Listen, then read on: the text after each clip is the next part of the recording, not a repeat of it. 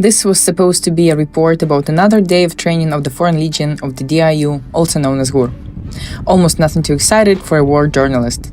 But sometimes it happens that in search of silver you find gold.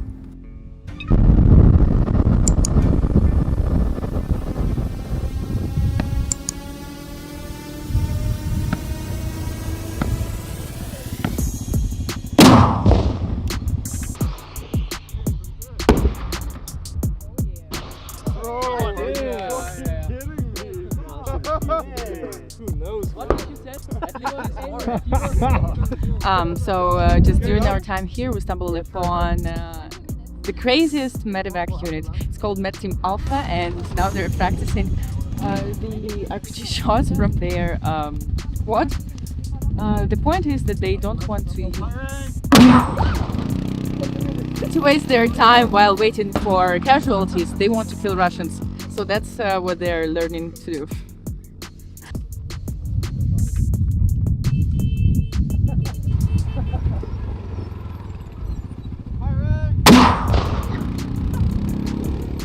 Yeah, so I'm call sign Sid, and I'm currently a soldier in the International Legion DIU.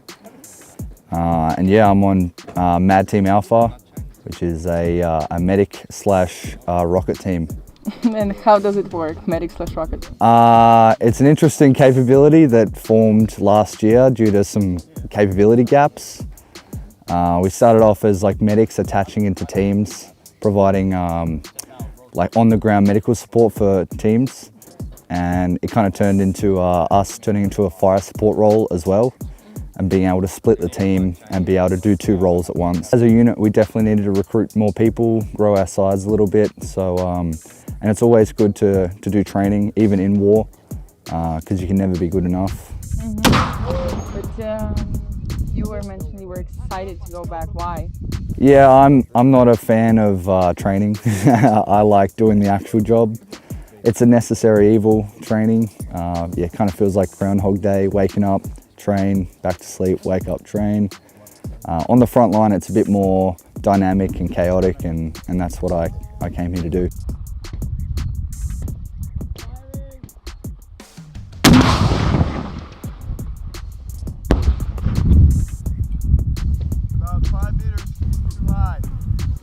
David, don't put it on the ground. The problem is the round is not getting in. There.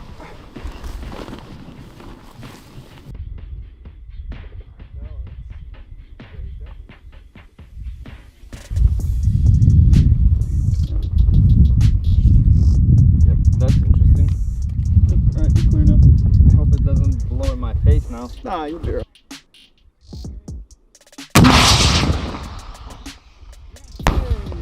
Go. That was a Nailed hit, it. right? You nailed it. Let's go. Hot rod. Hot rod? Hot rod. Yeah. Okay. What does that mean? Because like everyone's laughing and I don't know.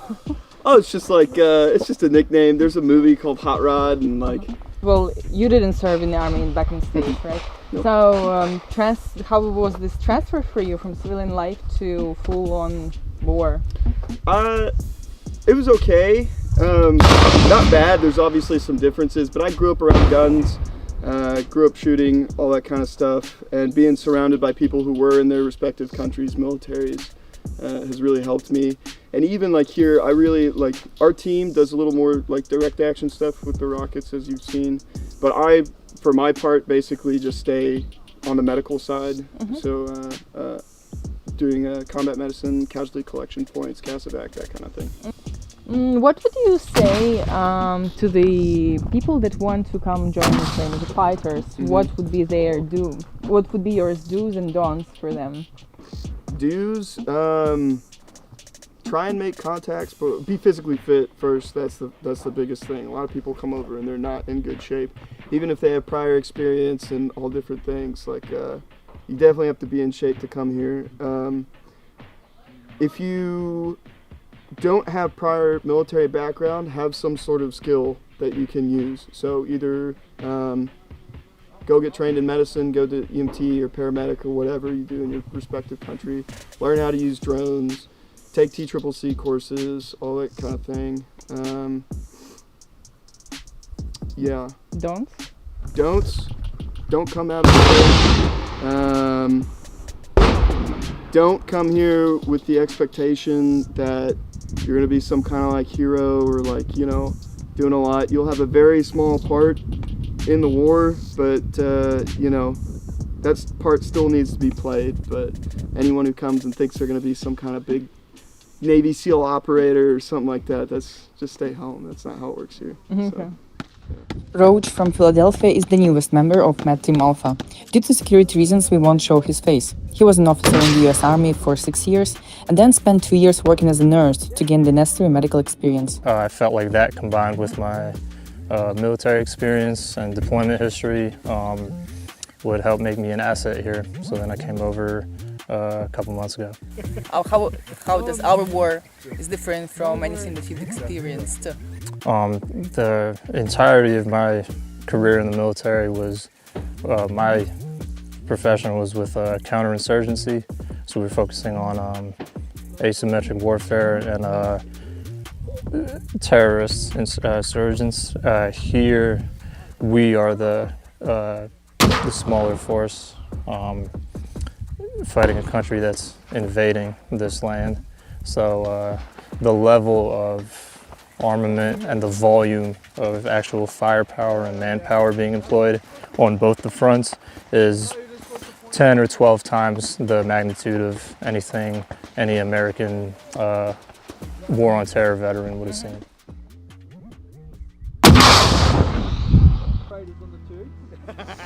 Grizzly from Canada was in the French Foreign Legion and now is the leader of the Med Team Alpha.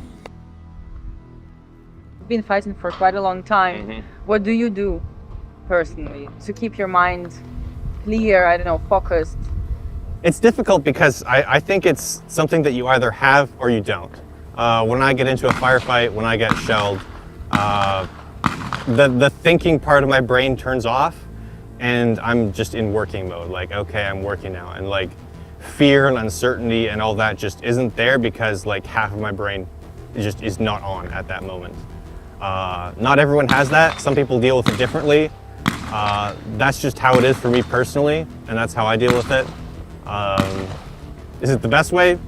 I don't know, but it works for me. What about tiredness? It's very not drastic. Yeah, not gonna lie, I'm pretty tired. It's been 2 years. This is definitely my last war. Once this one's over, I'm gonna settle down somewhere in Ukraine and live a quiet life. But take breaks, you know. Don't be afraid to reach out to your friends and higher command that if, you know, at any point, you know, I'm burning out. Happens to all of us. Everyone's got to take a break sometimes. It's really too much to be doing constantly. Have you been home since? I go back to Canada once a year. I could do it more often, but the travel time is just too much to me. I can't bring myself to spend 18 hours on a plane more than once a year. Yep. What is, like, how does it feel coming back home, like to the peaceful Canada, from war-torn Ukraine? It's weird. Obviously, in a lot of ways, I feel more at home here in Ukraine, just, you know, with the people who life is an everyday struggle out here because there's the war. I go back to Canada and people, you know, they have complaints and stuff, but to me, a lot of the things that people complain about in the West are really irrelevant in the grand scheme of things. You're not being bombed, your life isn't being threatened every single day. And it's just a bit weird to adjust to that because that is how it should be. That is how life should be. You should not have to wake up every day and fear bombardments, but it is what it is. At the moment, Med Team Alpha is back on the front line. The guys are in constant need for donations and are now recruiting people. If you want to support them by donations or by joining the unit, check out the caption under this video for details.